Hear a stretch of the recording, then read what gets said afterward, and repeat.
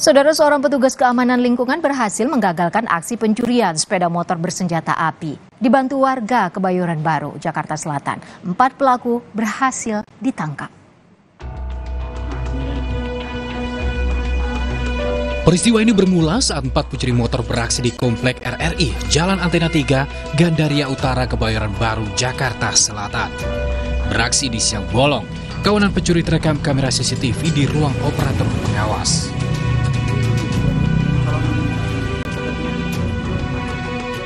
Lalu dengan sigap, petugas keamanan langsung menghadang kawanan pencuri saat berusaha kabur membawa motor curian.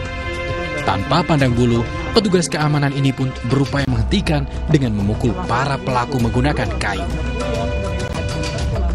Saya lihatin ada yang mencurigakan, itu orang ada berempat, cuman yang satu masuk, yang 3 mondar-mandir doang. Terus kalau ada ibu-ibu ini dia naik pura-pura naik motor gitu. Dari situ nggak enak.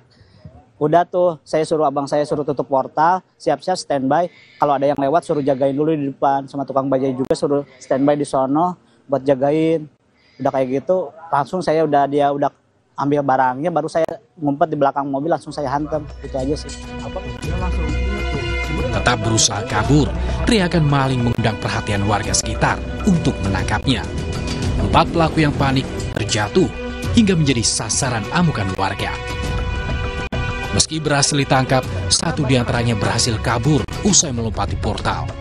Warga pun langsung mengikatnya untuk kemudian diserahkan kepada polisi. Total pelaku ada berapa dan yang tertangkap berapa, Bang? Totalnya ada 4.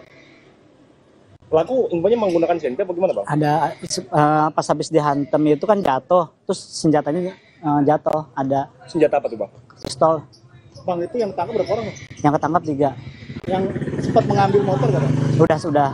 Nah, itu kendaraan pelaku sendiri ditinggal gitu ya? Ditinggal, dia loncat pada naik portal. Loncat portal kan karena portal ditutup tuh, loncat.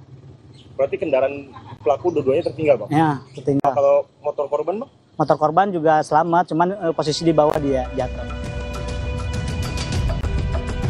Saat ini ketiga pelaku serta barang bukti senjata api diperiksa di Polsek Kebayoran Baru untuk bertanggungjawabkan perbuatannya. Ferdian Syah Marlupi, Kompas TV, Jakarta.